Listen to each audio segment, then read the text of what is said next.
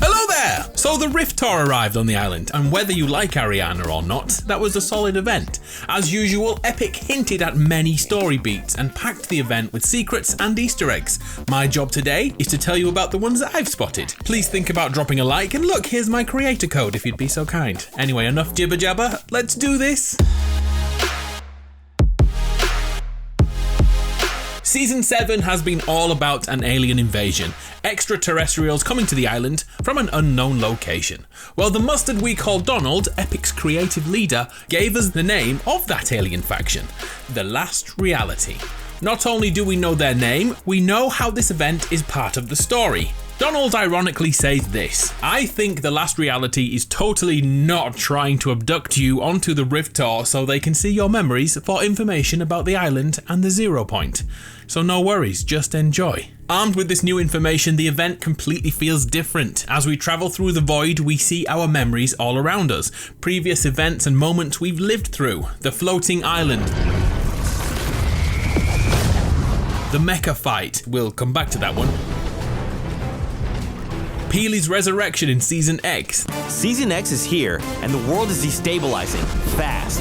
The volcano. The Storm King from Save the World and Fortnite. Bird.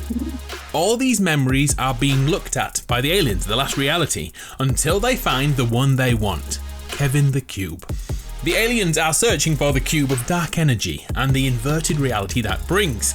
But here's another thing to note. This memory is not from our history. This image is of Kevin the Cube on the current island? It looks to be here, or maybe here. Okay, I'm not completely sure. But we know this is a memory we are yet to experience. We know that Fortnite loves to foreshadow the future, and it's yet another nod to the return of the cube we all miss. After the section of the event in which we were on the back of a giant cuddle team leader, which by the way looks to be heavily inspired by the Dr. Zeus story of the Lorax, we finally came face to face with the Storm King, his third time in the game, following the first time we met him in Save the World, where he was revealed to be part of the cube. He then returned in a non-canon Halloween battle. This time we took him out with an aircraft. You may not have noticed, but after the Storm King is defeated, he becomes a void tornado, which brings down the plane. So I thought we'd do a little myth busting. What happens if you fail this encounter, not shooting a single bullet? Well, it isn't that much to be honest. The battle ends the exact same way, but now you have the world record for the lowest score on this event. We are then all revived and helped back to our feet. Back on Twitter, Tim Elec, Fortnite's live event director, said this about that scene. A major goal for the Rift Tour was to achieve a sentimental moment, an expression of support during trying times. In a way, only Fortnite can. Take a moment to help each other and elevate one another. It certainly worked. After a year of hard times in the world, this is Fortnite's way to acknowledge that. Before we break down the significance of this, I decided to follow a few of Fortnite's devs on Twitter and discovered their inspiration for this light scene. Have you guessed it? Trolls! Yeah, those people who write dead game in the comments. For real, I mean the little doll things who have their own movie. In that scene, the trolls are trapped in the dark all alone, but as they find each other and their fear begins to subside, their colour returns. Fortnite uses a beacon of light after reviving each player to do the exact same thing. Who'd have thought that trolls inspired Fortnite? Did you notice who helped us back to our feet? None other than Drift, the first person taken from the real world and put into Fortnite. This isn't a coincidence, because the season Drift arrived was the season that introduced Kevin the Cube. And remember who was his bae? Bright Bomber and her summer variant, the Beach Bomber. These two were inseparable back in Chapter 1, and this relationship was recently seen carved on a tree declaring their love for each other, although it looked like they were crossed out. Maybe they're going through bad times. If the aliens are looking back through our memories of the cube, Bright Bomber and Drift are certainly part of that. Oh, hold up a minute, Mythbuster moment. What happens if we refuse to pick up the Beach Bomber? I tested this hoping that she would be eliminated, but nope, we have no choice. Eventually, we will do the right thing and lift her back to her feet. By the way, did you notice there's a Drift variant with black hair instead of blonde in here? It looks good. Please add it, Epic. Ariana arrived next, and we did some weird things in bubbles and watched a 200-foot grande on a swing. In fact, this is a reference to one of Ariana's videos in which she does the same thing, swings in the clouds. The video's called Breathing if you want to see it yourself. The thing I'd like to look at though is this scene. Ariana manipulates reality, breaking gravity and our expectations. This scene is actually based on a piece of art by MC Escher named Relativity. It's a mind freak which has 3 ways to look at it, showing us perspective is everything. Before I turn this into an art lecture, here's the same concept in the movie Labyrinth. I think we can safely say Fortnite's reality is nothing like our own.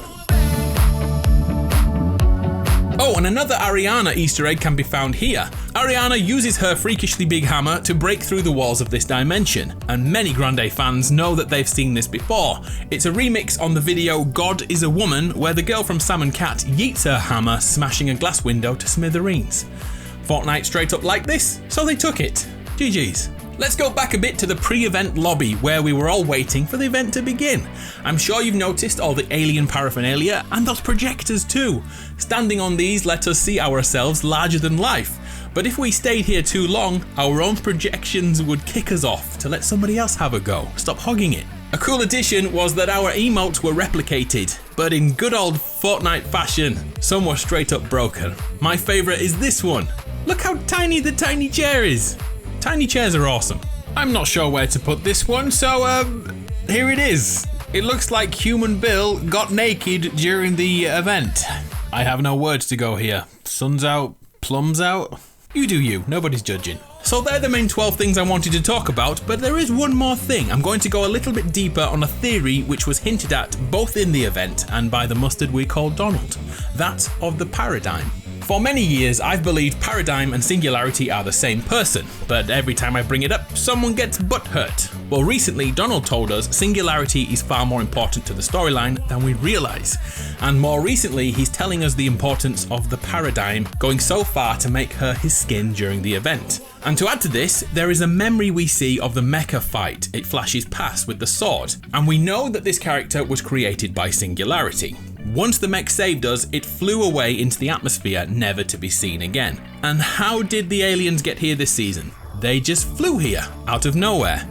Okay, point 2. Now look at the similarities between the aliens, i.e. the last reality, and Singularity. Their armor looks highly similar. I put it to you, ladies and gentlemen, that Singularity was piloting the mech that left us in Chapter 1, and she will return in Chapter 2 as the leader of the alien race. Perhaps their queen. I'd love to know your thoughts on that. I'm slightly addicted to Fortnite lore. I hope you are too. Let me know your thoughts. So that was 12 Easter eggs and a random theory from me too. I'm Adam, you're awesome. Here's a bunch of legends from my Discord this time who used code ADAMARU this week. I'll be back in my Twitter DMs this week to thank other people who were kind enough to support me too. It's been a pleasure. I'm going to go watch the concert again. See you next time.